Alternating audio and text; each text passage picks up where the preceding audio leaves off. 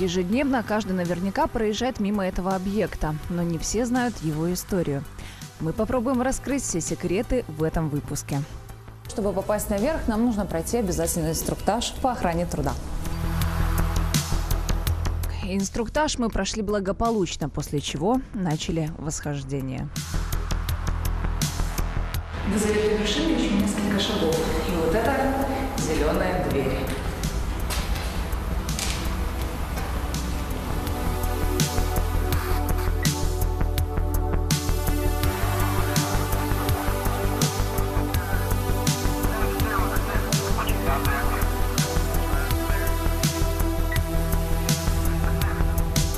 Сердце башни, резервуар с водой. Отсюда в 60-х она подавалась во все близлежащие дома и предприятия. До тех пор, пока не провели центральное водоснабжение. И тогда чан с водой опустел. И теперь стоит он большой и ржавый, внушает страх и благоговение.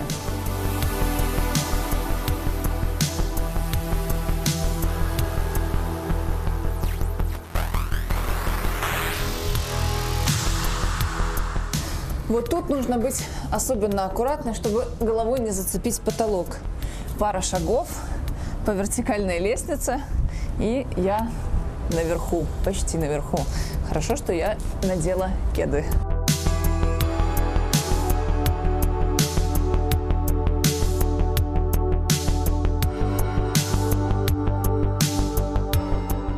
За подробным рассказом об этой башне мы обратились к гомельскому краеведу, архитектору Сергею Ляпину. Именно он рассказал нам о том, что на этом месте в 19 веке, в 20-х годах стояло одно из первых капитальных строений в городе. Это Ланкастерская школа, которую спроектировал архитектор из Англии Джон Кларк.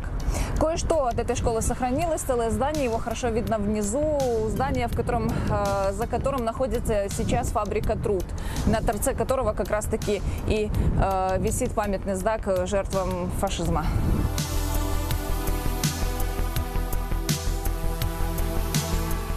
Сёння можна побачить, там ці трьохпавярховы корпус з двухпавярховым портыкам. Гэта якраз тая старая 200-гадовая пабудова.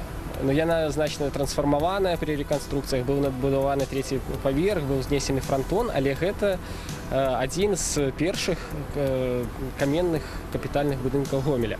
Позже на этой территории обосновались военные. Здесь они построили казармы, здания, одно из которых сохранилось и до наших дней, плац и прочие сооружения. Так они просуществовали до революции, после чего на этой территории появилось здание первой трикотажной фабрики.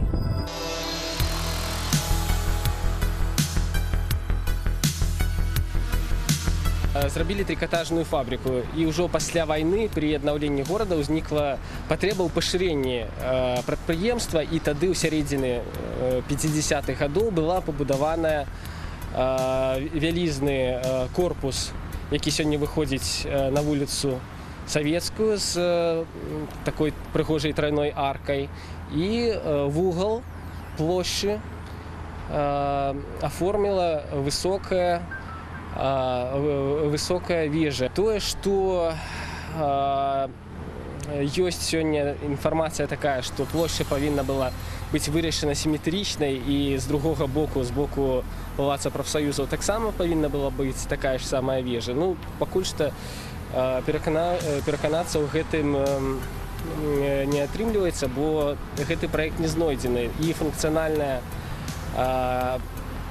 патрэба ў гэтым пакуль што невідавочная, бо дзве аднолькавыя вадацяжныя вежы на адной плошчы – гэта нонсенс.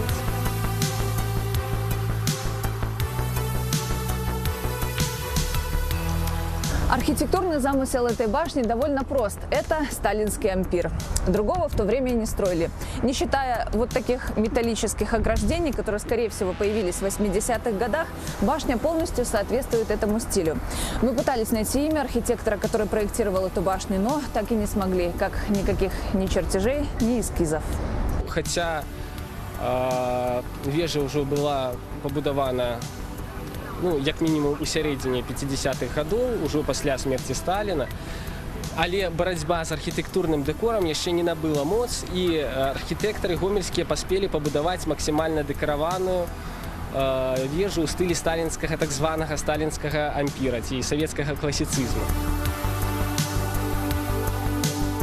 Ну вось, напрыклад, за мной можна пабачыць такі вельмі характэрны элемент, як пінакля, якая акцэнтуе углы.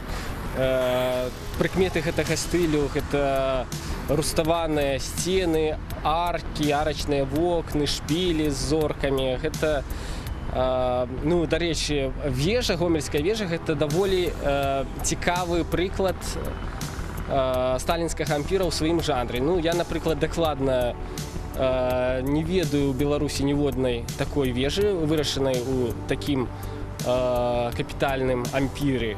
Ну і нават такія аб'екты не сустракаліся нідзе на просторах былога СССР. Территория вокруг башни тоже достаточно интересна. Например, на месте центрального стадиона когда-то размещались пожарные.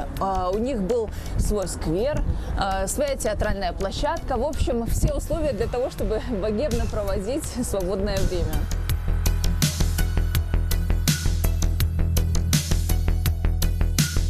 Тут была и пожарное депо с каланчой, был Максимовский так званы парк, сквер, где вельмі любили гуляць гамельчукі. Тут была пляцоўка летняга тэатру. Гэта было такое вельмі моднае месца.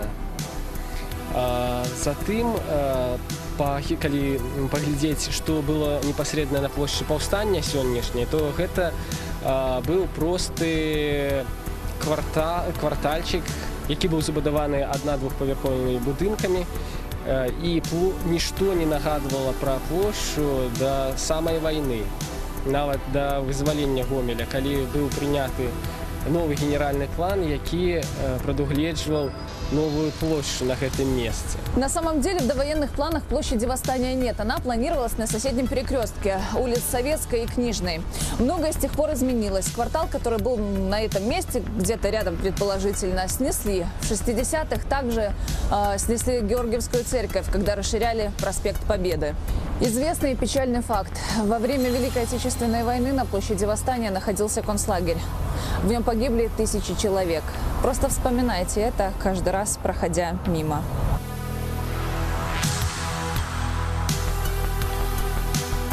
Як паведамляюць дакументы тых часоў, то тут загінула вельмі шмат людзей, і гэтую лічбу нават цяжка ўявіць. Ну, напрыклад, мемарыяльная шыльда паведамляе, што тут загінула 100 000 чалавек. Гэта пятая частка сучаснага Гомеля. Гэта больш, чым той горад даваенны.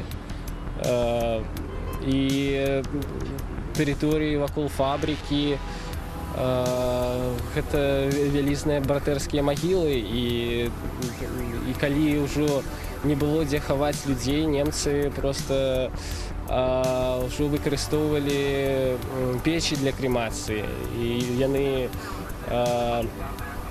былі распаложаныя ў раёне вуліцы Чангарскай дывізіі. Вось, таму гэтае месца мае і вельмі трагічную гісторыю. Вельмі часта гамельчукі блытаюцца, звязваючы назву плошча паўстання з перыпетыямі з вайной Великай Айчыннай. Але на самой справе гэта паўстанне, плошча названая ў 66-м годзе у гонар паўстання часоў Першай сусветнай вайны. У 1916 годзе адбылося паўстанне на перасыльным пункце вайскоўцаў ды маракоў, які знаходзіўся ў Гомелі. І таму гэта падзеі менавіта Першай сусветнай. Але, напрыклад, ў 1967 годзе быў па цэнтру плошчы ўсталяваны танк. Вось, ну, што таксама дадало блытаніны, таму што гэтыя события пачалі блытацца. Першая і другая сусветная войны, таму вось сёння і існуе такая інфармацыйны прабел, у гонар чаго названая плошча.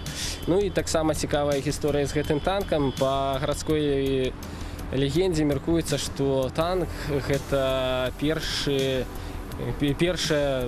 баявая адзінка, якая ўварвалася ў 43-м годзе вызваляць Гомель. Ну, так гэта ці не, сёння пакуль што дакладная інфармацыя па гэтаму не траплялася, таму няхай гэта застаецца легендай.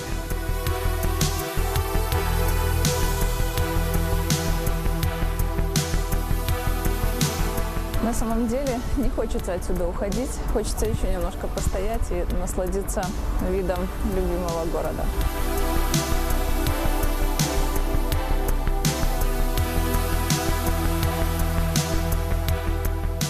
Ну что, пришло время расстаться с этой башней, с этим местом.